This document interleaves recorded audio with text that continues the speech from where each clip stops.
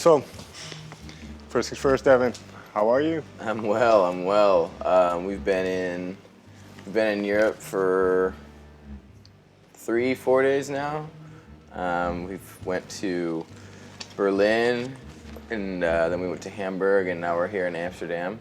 And it's been nice because a lot of times when I tour, I don't have the chance to get out and explore a city because we're working all day, or we'll have interviews, or we'll do sound check or meet and greet or whatever it is, and we don't have time to go explore the city. So it's been nice to have a day off kind of in between, or maybe a couple hours at least, that we can go find local spots and food and shopping and just see the scenery and architecture and all this, different things that the cities offer. So it's nice to get to explore a little bit when we're over here. Any particular plans for Amsterdam? We don't have a whole lot of time today, unfortunately. We just got here. We haven't even been here about an hour. I already had a pancake though, so that's good. I think I'm gonna just try to hit a coffee shop after the show. Fair enough. Yeah, I gotta make sure I hit a coffee shop. Well, before we get into your record, I'd like to jump back to the beginning quickly. I think you grew up in Orangevale, California. Mm-hmm. What was the record collection like back home as you grew up? As far as music goes, yeah, my mom was very, very, very big into music and loving music. She's not a musician. She can't sing. She can't play anything. But she loves music, and she's a huge, huge fan of music.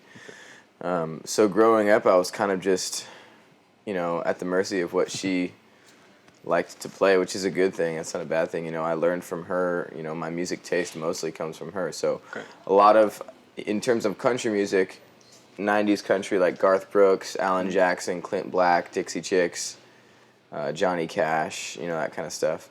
But she also played a lot of rock and a lot of soul and a lot of R&B, like John Fogerty, CCR, Joe Cocker, Marvin Gaye, Sam Cooke, Fleetwood Mac, a lot of the Beatles, those classic bands or acts that kind of shaped most of our taste, at least in music. And for me, I didn't know it at the time, but it was shaping the influence I had in making music or in creating my own sound or creating my own words and my own songs. We're kind of subconsciously trying to emulate these songs that I grew up listening to, or at least looking back, that's what it seems like. Yeah. Right.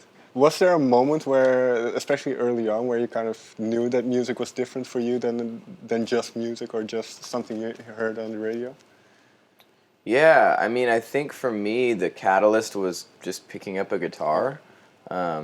Before that, I knew I loved it, and I knew I'd love to learn the lyrics to every song, whether I knew what it meant or not as a kid, singing along and getting all the lyrics right to certain songs that were harder, like, there's a song on the In Pieces record by Garth Brooks called Ain't Going Down Till the Sun Comes Up, and it's very fast and lyrical, and I always used to try to get it just right as a kid. Or there's a song called Traveling Band by CCR that's like very like lyrical. 747 coming down to the sky. It's like very fast, and so as a kid I would like try to learn that as like a challenge to me. And then when I picked up guitar, I just fell in love, I guess. I don't know. I just wanted to like, I kind of became obsessed with it. I wanted to like conquer it, and I'm still trying to conquer it, I guess. But I guess that was the moment that I figured out that it was more than just a love of listening. Is when I picked up a guitar and I started writing words and I started learning chords and I started making up my own songs right away. That's when I knew that it kind of had taken a hold of me. What were those early songs like? Do you remember? Oh, they're so bad. Yeah. I've had a couple people ask me this in interviews, but the first song I ever wrote, like fully, was when this girl broke up with me. It was one of my first girlfriends, and it just like broke my heart. Or no, you know what? There was one before that. I was trying to tell a girl that she took my breath away. And so there's this part in the human body called the solar plexus. And when you get the wind knocked out of you, that's like what happens is it's from that spot. So I like was going around the circle of trying to tell a girl she took my breath away by like naming a song the solar plexus, which was too smart, too much, you know. But it sparked my obsession with more complex lyrics, or just making sure I said something different in a different way. And I've been doing that since the beginning, and I still try to hold on to that. You know, I can't really help it. I just have, it takes more for me to be satisfied by a lyric or by a chord progression, and so I make sure that even though for other people, you know, it might take a couple listens, sometimes for me, I just need that extra bit of content, I guess, or the deeper thinking lyrical content, yeah. I want to get into the lyrics a little bit later because I wrote some lyrics down as well. Okay. But about this, because it seems very early on, and as you started writing, it was something to kind of filter your experiences through. Because, like you say, you wrote about heartbreak, about somebody who took your breath away. So did you realize earlier on that you could process emotion or something of your life through music? Yeah, I think for me, I didn't know how until I found that, or at least externally, I didn't know how to process emotion or communicate, which I guess is the bigger way to say it. Like, I didn't know how to just say how I felt in a conversation. Like, I tend to just shut down when I'm just talking about feelings. But when I hide behind a song or when I hide behind a guitar, I feel like I could say whatever I want. Or at least that was my therapy, or that was my way of coping, or that was my way of saying I was happy, or that was just how I learned how to communicate how I was feeling, was by writing a song about it. And before you went on to do your own thing in the Dark Horse, you were in a band called Shadow of the Colossus. So, and then which is totally different music. Yeah. What did you take away from that experience? What was that? What was that experience like in terms of musical development? Yeah, Shadow of the Colossus was a death metal band, and when I was in middle school, kind of after a couple years after I picked up guitar, I wanted to. I played bass in that band, and I think that was my love, to be in the background and like be like I wrote most of the music, but I didn't need I didn't necessarily need the praise for it. Like, I was okay knowing that I did it and that we were going to perform it and that I'd have my moment or whatever. I don't know. We didn't really have a lead singer, so nobody was really in the foreground, but I just loved the bass for some reason, so I kind of gravitated towards that. And so we started a band with like all my best friends and just a garage band, and we started playing kind of like classic rock, like AC/DC or CCR kind of thing, and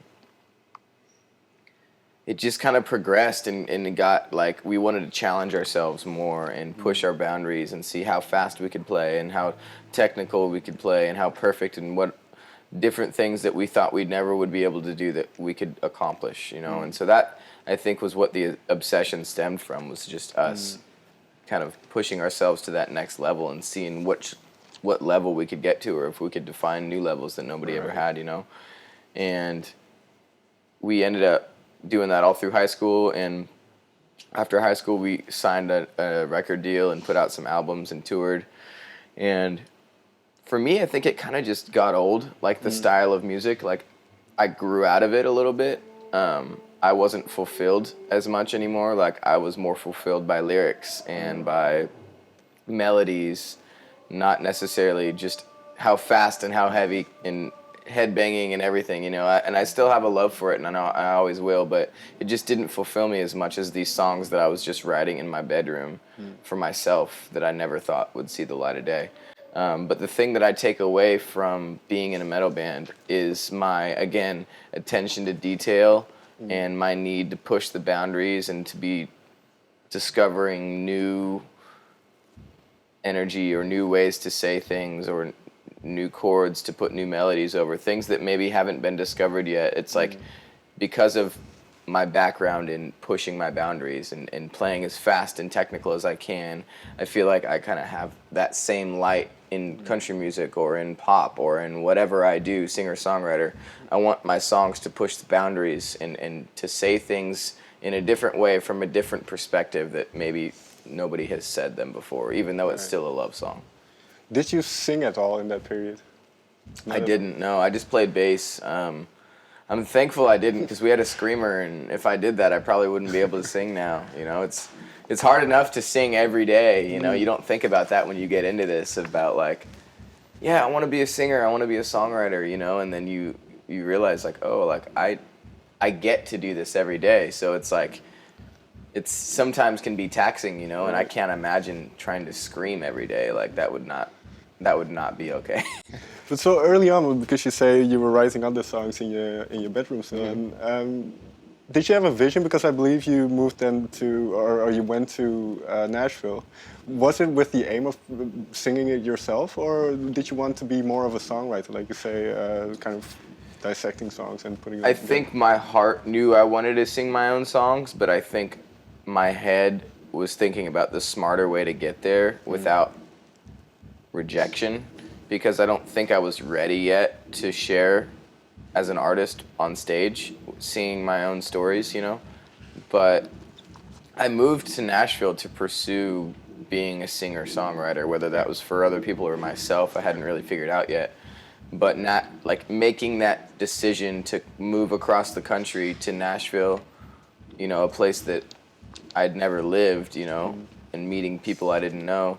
That's kind of this catalyst, this decision that kind of spoke a lot towards, okay, I'm going to do this. There's no backing down. I can't turn around. I'm not going to turn around. I don't want to turn around. And so moving to Nashville was this big decision that allowed me to kind of have the confidence to pursue the career. Hopefully I could make it a career in writing songs and singing them one day. And like you say, in your previous band, you liked the background a little bit better. You liked being in the background. So what was it like then being on the foreground all of a sudden, and you just being up there and the focus being on you? I enjoyed it because I didn't have to listen to anybody but myself as far as like decision making, and you know, I loved being in a band, and there's something different about writing with a band rather than writing by yourself. And I wrote with a band recently, you know, a couple months ago, and I realized like you have to say yes to everyone rather than just yourself, you know. And so for me, I guess that's a selfish way of saying I liked it, because it was just my story and my truth and my decision making, and whatever sound I could hear up here, I got to honestly try to put it out in the world without making sure everyone else was okay with it, you know.